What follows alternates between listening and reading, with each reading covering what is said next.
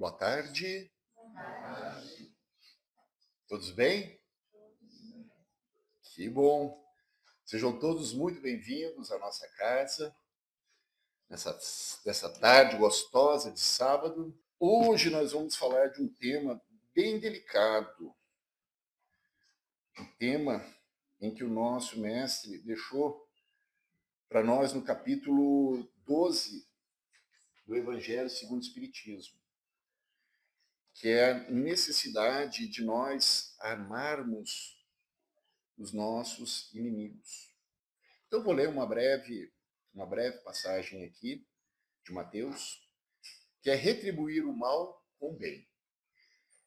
Aprendestes que foi dito, assim disse Jesus, amareis o vosso próximo e odiareis os vossos inimigos.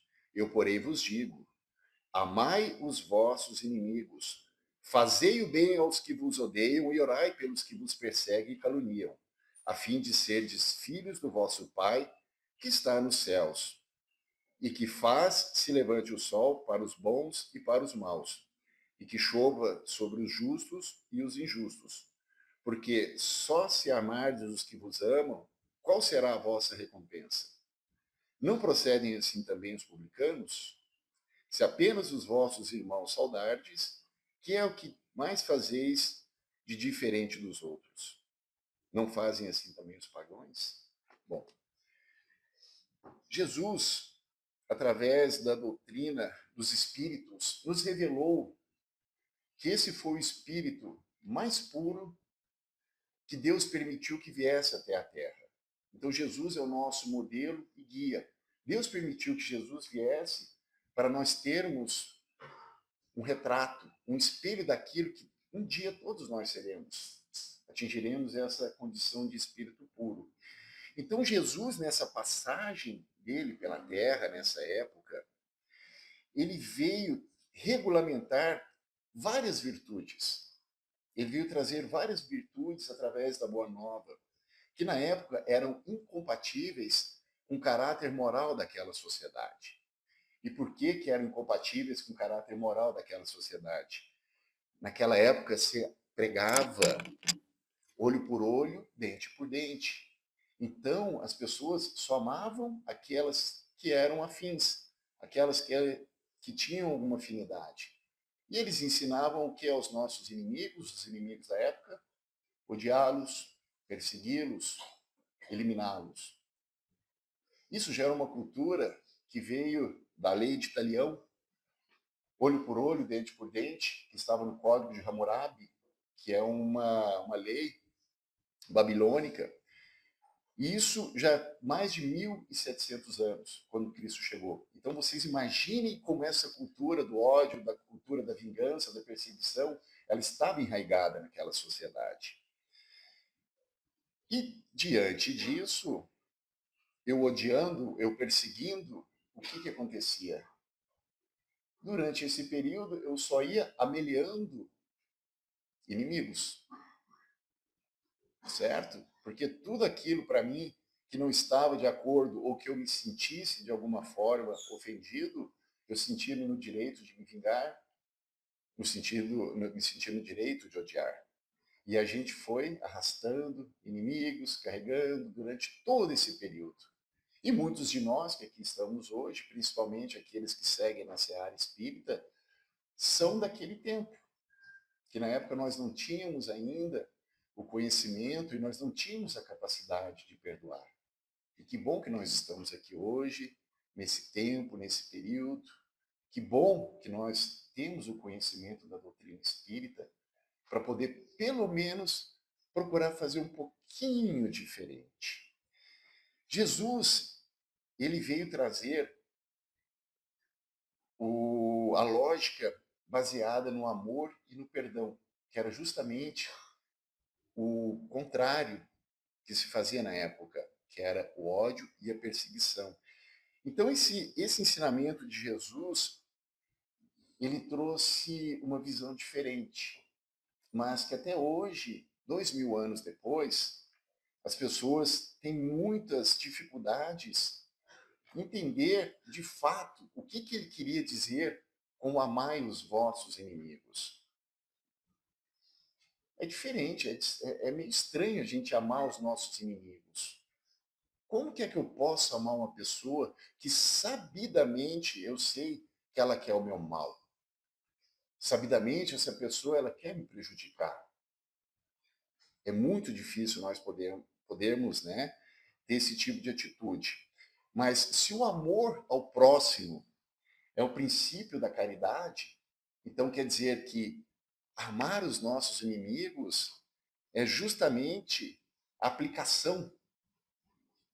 Quando eu amo meu inimigo, quando eu estou amando o meu inimigo, como eu estou perdoando ele, eu estou aplicando diretamente essa lei máxima do amor e da caridade, que é a maior vitória que a gente pode alcançar, meus amigos, sobre o egoísmo e sobre o orgulho, que bem diz no Evangelho que são as duas maiores chagas da humanidade, que são os maiores entraves do nosso progresso e do nosso adiantamento moral.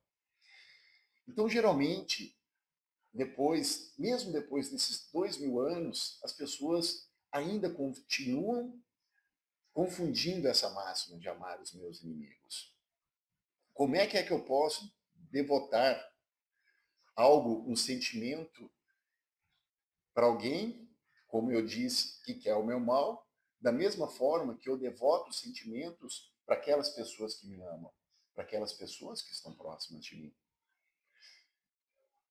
Sentimentos, eu preciso, quando eu amo alguém, eu tenho um sentimento de ternura. A gente não tem ternura por aquelas pessoas que nós amamos? E isso é um pressuposto de um sentimento também de amizade. Uma coisa está correlacionada à outra. Aí eu deixo o seguinte questionamento: é possível eu ser amigo de uma pessoa que quer o meu mal? Não é possível. É uma coisa ilógica.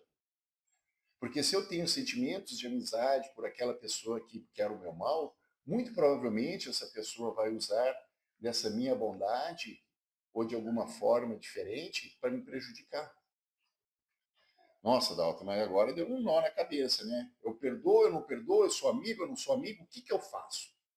Pessoal, o primeiro passo é nós entendermos o que Jesus quis dizer com essas palavras. Primeira coisa, quando ele fala em amar os nossos inimigos, ele está dizendo: não revides, não busque a vingança. São os primeiros passos para essa coisa que é muito maior, chamada perdão. Então, quando nós já damos esse primeiro passo,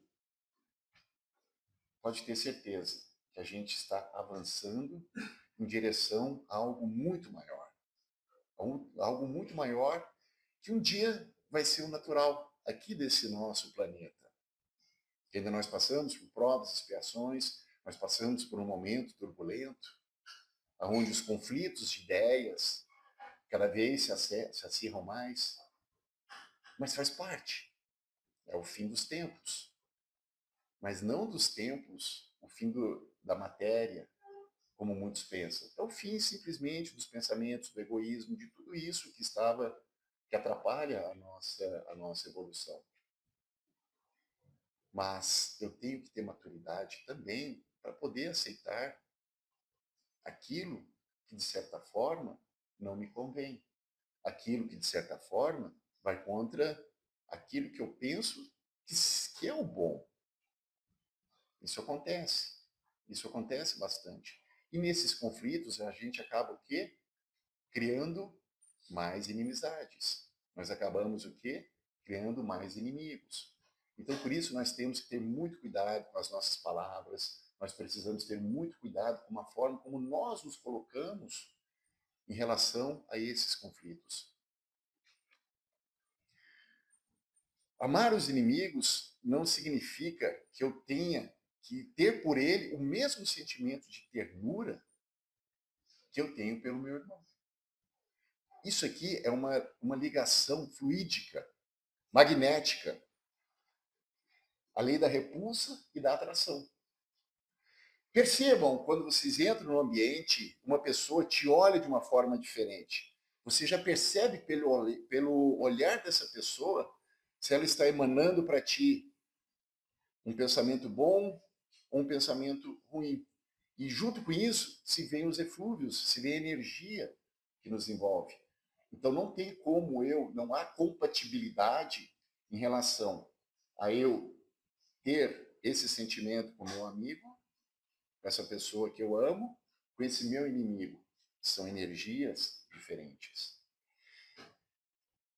Mas um dos primeiros passos que eu havia comentado antes é a gente não revidar o mal com o mal. É difícil a gente revidar o mal com o bem, mas só de nós não termos esse revide já é um passo. É a gente não guardar, procurar não guardar rancor, não guardar desejo de ódio, de vingança por aquelas pessoas que de alguma forma nos prejudicaram.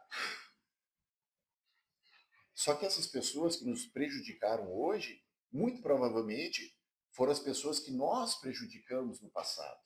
E vocês sabem por quê? Porque existe uma lei que se chama lei de causa e efeito. A vítima de hoje, na grande maioria, foi o algoz do passado. Quem é estudante aqui da casa, quem já teve a oportunidade de trabalhar ou de participar de uma mesa mediúnica, por exemplo, já teve a chance de ver quantos espíritos que chegaram ali, que foram retirados de algum ambiente, que estava por algum motivo obsidiando essa pessoa, e ali foi mostrado para ela que, na verdade, ela se sentia injustiçada. Mas quem começou o revide, quem fez a injustiça foi ela, numa outra vida, no passado. Então, por isso, é necessário que nós rompamos esse ciclo de vingança. Eu vingo, hoje eu sou vingado, amanhã eu sou vingador. Chega uma época, chega um determinado período da nossa jornada, da nossa existência, que nós já não sabemos mais quem fez o primeiro mal, quem jogou a primeira pedra. Então, quando chegar para nós essa oportunidade, que nós tenhamos a maturidade de cessar esse mal. Amando, abraçando. Se tu tiver essa evolução, ótimo. Se não, já deixa o revide. Já deixa o revide de lado. Já é um bom, já é um bom, já é um grande passo para isso. O crente ou a pessoa espírita, como ela tem conhecimento da imortalidade da alma, ela sabe considerar o passado e também o futuro. Então, com prudência, ela entende que esse momento que ela esteja atravessando com determinada pessoa na sua vida está servindo para ela de prova ou de expiação. E ela sabe que o planeta Terra é um planeta que nós estamos passando por esse processo transitório. E que o mal também, aqui na Terra, ele é transitório. Que todos nós um dia seremos espíritos puros. Que todos nós um dia alcançaremos a perfeição. Por isso que Deus permitiu que Jesus descesse à Terra para se mostrar até nós como nosso modelo e guia. Um dia todos nós seremos como ele, mas não daqui a alguns anos, alguns séculos, milênios. Vai levar uma jornada muito grande. Mas se nós tivermos condições e capacidade, resiliência para cada encarnação resolver um problema e não criar outro, meus amigos, quando a gente menos perceber, nós demos um salto muito grande na evolução. E a gente vai estar arrastando também, junto a nós, aqueles que estão ao nosso lado. O espírita, ele tem motivos de indulgência também, principalmente nós, conhecedores da imortalidade da alma, para não praticar a vingança e sim perdoarmos. Para aquele, por exemplo, que é materialista, que não acredita, o que passa na cabeça dele? Ele passa que aquele inimigo, aquela pessoa, é um opositor. Aquela pessoa é uma fonte de problema para ele. Então, se ele eliminar essa pessoa, ele pensa erroneamente que estará eliminando o problema. Mas não. Pelo contrário, ele vai estar agravando esse problema. Porque esse espírito, quando passa para o outro lado, ele passa o quê? A nos obsidiar. Ele passa a ser mais um perseguidor nosso. Ou ele se continua, ele se mantém como perseguidor, que já era. E Deus permite que isso aconteça até o momento em que nós pedimos perdão, por exemplo. Mas um perdão puro, um perdão sem consentimentos, sem concessões. Aquele perdão que toca o coração. A partir do momento que a gente perdoa, ou a partir do momento que nós pedimos o perdão, deve-se cessar essa perseguição, esse encaminhamento. Esse próprio espírito, ele já não tem mais essas escusas ou essas bengalas para seguir no seu determinismo de nos prejudicar. A própria espiritualidade afasta ele. E por isso que muitas vezes nós recebemos em reuniões mediúnicas esses obsessores.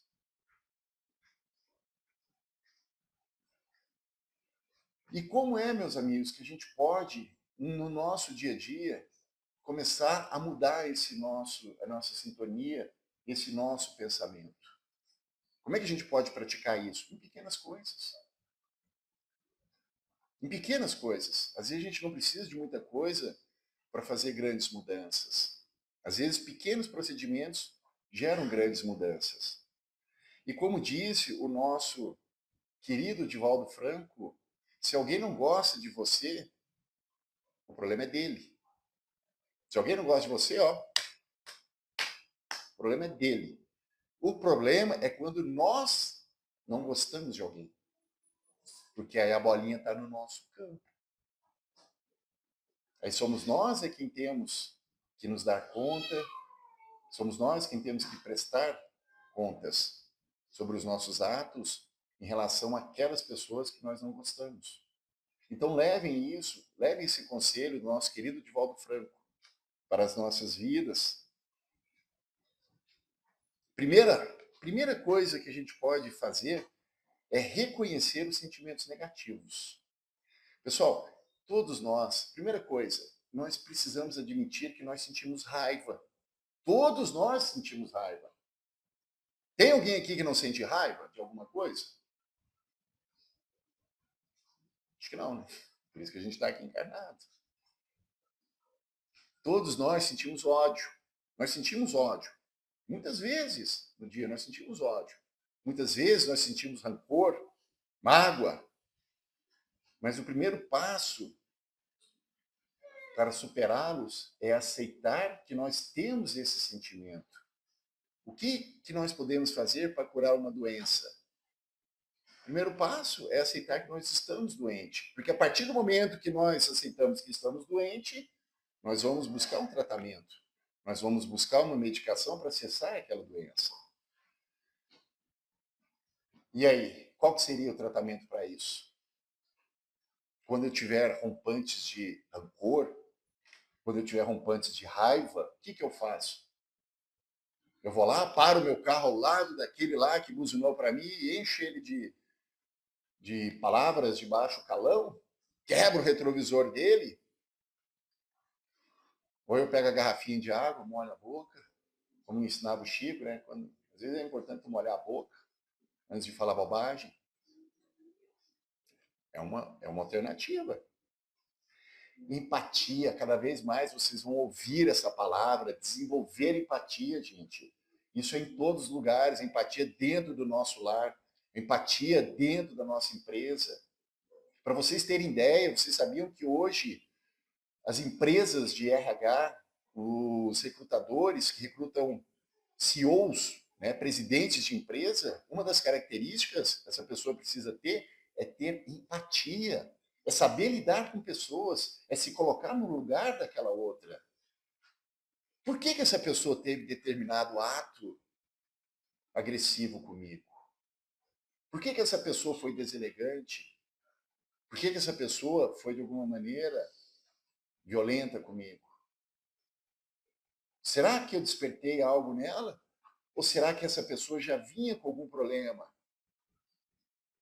Empatia é nos colocarmos no lugar dessa pessoa e poder minimamente entender o que essa pessoa está passando. A prática do perdão. A prática do perdão. É fácil perdoar? Não é fácil perdoar. O perdão, meus amigos, sabe qual que é, depois dessas coisas que eu disse antes, né? O primeiro passo é não buscar a vingança, é não retribuir o mal com o mal. A gente não esquece. Perdoar, muitas vezes, não é simplesmente esquecer. Tirar, apagar da nossa mente, por exemplo, aquela imagem daquele ato que me prejudicou. Porque isso vai estar na minha memória. Eu continuo vivo, eu continuo pensando. Eu vou perceber que eu perdoei a partir do momento em que eu me lembrar daquele ato e ver aquela pessoa. Quando eu me lembro desse ato e vejo aquela pessoa, o que reverberou dentro de mim? Qual foi a sensação? Se eu continuo tendo uma sensação de raiva, eu ainda não perdoei. Mas quando eu vejo, quando eu me lembro, e aquilo não provoca nada em mim, é porque eu perdoei. Observem, observem isso. Pequenos gestos no dia a dia, evitar falar mal das pessoas. E como a gente gosta de falar mal, né? Como a gente gosta de fazer uma fofoca, como a gente gosta de um fuxico, e como a gente potencializa e dá muito mais importância aos problemas do que ele tem. Agora vocês imaginem uma pessoa falando de ti para um, fala para outro, conta uma história. Tá? Será que eu vou despertar nessa pessoa? Que tipo de sentimento eu estaria despertando nessa pessoa? Não vai ser bons sentimentos. Porque ninguém gosta que ninguém fique falando mal da gente. Mas a gente fala dos outros, não fala? A gente gosta de ouvir uma fofoquinha e, ó, potencializar lá em cima. Então cuidem, pessoal. Mais uma vez, conselho do Chico, molha a boca, põe um pouquinho d'água, pensa no que vai falar antes. Vamos evitar esses. É a coisa, evitar o seguinte, o que isso vai estar agregando? O que é esse meu comentário? Esse meu comentário vai agregar ou ele vai desagregar? Se vai agregar, ok, eu vou lá e falo mesmo. Nossa, que legal, essa pessoa, isso aqui é isso, isso, isso. Não comente. Evitem. Tá? Então, quando a gente aprender que amar os nossos inimigos de verdade mesmo, no sentido de perdoarmos, no sentido de sermos pessoas mais benevolentes, com certeza nós teremos erradicado todo o mal da terra. E aí, meus amigos, é o momento em que nós estaremos vivendo plenamente o homem de bem. Agradeço, então, mais uma vez, a atenção de vocês. Eu sei que hoje está mais calorzinho. Então, eu convido meus queridos irmãos para se colocarem na melhor posição possível e vamos elevar o nosso pensamento ao nosso Pai Celestial e vamos agradecer Ele pelo dia, pensando assim: Senhor Deus, meu Pai de misericórdia, de amor, de piedade, graças lhe dou pela oportunidade da vida, pela oportunidade da reencarnação. Senhor, muito obrigado por eu estar aqui, vivendo este momento, por eu ser um dos escolhidos, Senhor, para propagar o bem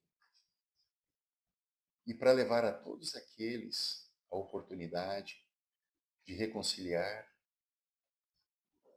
de amar. Senhor, muito obrigado pelo trabalho, muito obrigado pela família, muito obrigado pelas dificuldades que batem à minha porta, porque eu sei que elas servem de instrumento para o meu adiantamento moral. Obrigado, benfeitores dessa casa, pela oportunidade de estarmos aqui reunidos em nome de Deus. Senhor, que abençoe a todos nós e que possamos regressar aos nossos lares em paz e com os nossos corações felizes. E que assim seja.